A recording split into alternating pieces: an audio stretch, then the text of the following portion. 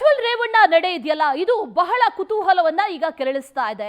May 31ಕ್ಕೆ SIT ಮುಂದೆ ಬರ್ತೀನಿ, ವಿಚಾರಣೆಗೆ ಹಾಜರಾಗ್ತೀನಿ, ಕಾನೂನಿನ ಮೇಲೆ ಗೌರವ ಇದೆ, ಎಲ್ಲವನ್ನು ಕೂಡ ಎದುರಿಸ್ತೀನಿ ಅನ್ನುವಂತ ಮಾತನ್ನ ವಿಡಿಯೋದ ಮೂಲಕ ಪ್ರಜ್ವಲ್ ರೇವಣ್ಣ ಈಗಾಗಲೇ ಹೇಳಿದ.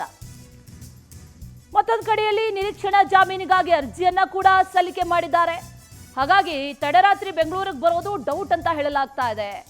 ಒಂದ್ ಕಡೆ ನಿರೀಕ್ಷಣಾ ಜಾಮೀನು ಕೋರಿ ಅರ್ಜಿಯನ್ನು ಸಲ್ಲಿಕೆ ಮಾಡಿದಾರಲ್ಲ, ಆ ನಿರೀಕ್ಷಣಾ ಜಾಮೀನಿನ ಭವಿಷ್ಯ ಏನಾಗುತ್ತೆ ಅದನ್ನು ನೋಡಿಕೊಂಡು ಬರುವಂತ ಪ್ಲಾನ್ ಏನಾದರೂ ಇದೆಯಾ, ಮತ್ತೆ ಕೈ ಕೊಡ್ತಾರ ಅನ್ನೋ ಪ್ರಶ್ನೆ. 3 ಪ್ರಕರಣಗಳಲ್ಲಿ ನಿರೀಕ್ಷಣಾ ಜಾಮೀನಿಗೆ ಕೋರಿ ಅರ್ಜಿಯನ್ನ ಹಾಕಿದ್ದಾರೆ. ಅರ್ಜಿ ವಿಚಾರಣೆಯನ್ನ ಮೇ 31ಕ್ಕೆ ಕೋರ್ಟ್ ಈಗ ಮುಂದೂಡಿದೆ.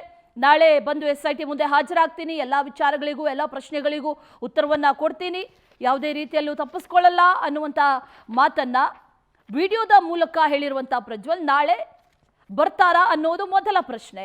ಅದಲ್ಲದೆ ಈ ಜಾಮೀನಿನ ಅರ್ಜಿ ವಿಚಾರಣೆ ಕೂಡ ಇರೋದ್ರಿಂದ ಅದರ ಭವಿಷ್ಯ ಏನಾಗುತ್ತೆ ಅದನ್ನು ನೋಡ್ಕೊಂಡೇನಾದ್ರೂ ಡಿಸೈಡ್ ಮಾಡ್ತಾರಾ ಅನ್ನೋ ಪ್ರಶ್ನೆ.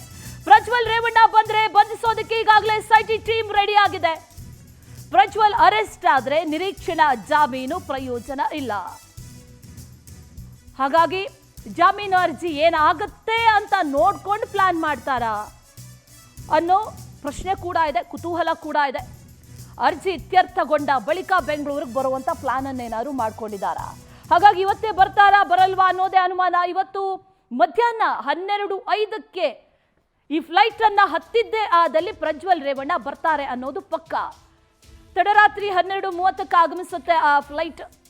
ಇವತ್ತು ತಡರಾತ್ರಿ 12:30ಕ್ಕೆ ಬೆಂಗಳೂರಿಗೆ ಬಂದು ಇಳಿತಾರೆ. 12:05ಕ್ಕೆ ಫ್ಲೈಟ್ ಅನ್ನ ಹತ್ತಿದ್ದೇ ಆದಲ್ಲಿ, ಹತ್ತಿಲ್ಲ ಅಂತಂದ್ರೆ ಈ ನಿರೀಕ್ಷಣಾ ಜಾಮೀನಿಗೆ ಅರ್ಜಿಯನ್ನ ಏನು ಹಾಕಿದಾರಲ್ಲ ಅದರ ಭವಿಷ್ಯವನ್ನ ನೋಡಿಕೊಂಡು ಡಿಸೈಡ್ ಮಾಡ್ತಾರೆ. ಜಾಮೀನು ಸಿಕ್ಕಿಲ್ಲ ಅಂತಂದ್ರೆ ಬಂಧನ ಮಾಡೋದಂತೂ ಪಕ್ಕ. ಜೊತೆಗೆ ಅರ್ಜಿ ಏನಾದರೂ ಮುಂದೂಡಿಕೆ ಆದರೆ ಮತ್ತೆ ದಿನವನ್ನ ಹಾಗೆ ತಳ್ತಾ ಹೋಗ್ತಾರಾ ಅನ್ನುವಂಥ ಪ್ರಶ್ನೆ ಕೂಡ ಇದೆ.